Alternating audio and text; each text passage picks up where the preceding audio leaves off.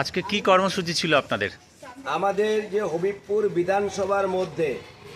মন্ডল 3-তে মহিলা মোর্চার নেতৃত্বে আজকে সারা রাজ্য জুড়ে যেভাবে ধর্ষণ খুন চলছে, আপনারা দেখেছেন এর আগে আরজি করে যেভাবে